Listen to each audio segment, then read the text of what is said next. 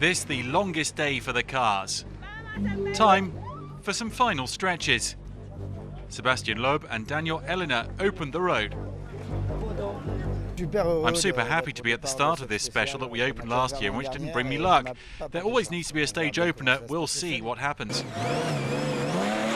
As we've heard, it was with some trepidation that Loeb and ELENA opened the road today.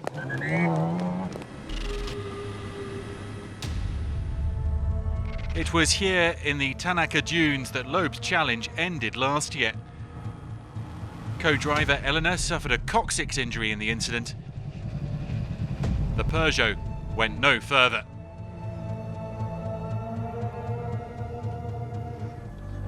Starting 3 minutes ahead of the next man to go, NASSER AL-ATTIYAH, Loeb was initially only a touch slower than the Qatari, who had the advantage of following the PH Sport driver's tracks. Loeb perhaps heading towards an overall podium spot come the end of the day. Martin Prokop is the leading Ford entrant. The Czech finished 7th last year, the joint best result by anybody from his country. In his vehicle, nicknamed Shrek 2, Prokop was well inside the top 10 on the stage. The leading Peruvian entrant is Nicolas Fuchs, 16th overall entering stage 6. He abandoned last year on stage 10, having managed a highly creditable 12th on his debut in 2017. Briton Harry Hunt stood a fine 7th after stage 5, well on course to beat the 10th he managed on his solitary Dakar appearance in 2016. But Loeb's teammate flipped his car early in the stage. Indeed, many a car got found out in the dunes, including Yazid Al-Raji. The Mini driver's Dakar started well and has got steadily worse.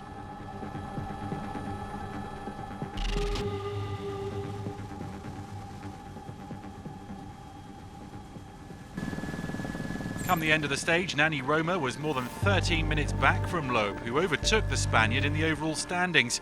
The 2014 champion Roma slipping out of the top 3.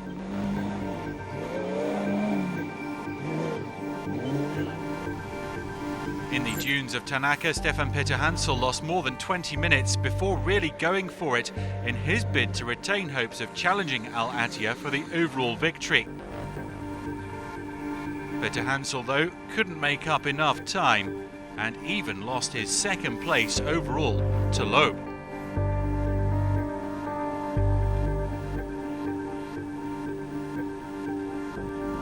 Al-ATTIYAH looked on course for his 3rd stage win of this year's edition. The Toyota star did extend his overall lead, but the stage honours ended up going to the remarkable Loeb. Al-ATTIYAH 2nd, 2 minutes and 17 down. Where Loeb had had such trouble last year, he was triumphant in 2019. It isn't over. Many other dunes await. I was a bit worried about these ones today because these were the ones where we had our little issues last year. We passed through them perfectly, and that's a good thing done. We had a good feeling today and we didn't have problems. And for now, everything is good. So Loeb with his 3rd stage win of this year's event, Al-ATTIYAH 2nd, and Cyril Desprez grabbing an excellent 3rd. Loeb bouncing up 3 places to 2nd overall, but still nearly 38 minutes back from the leader, Al-ATTIYAH.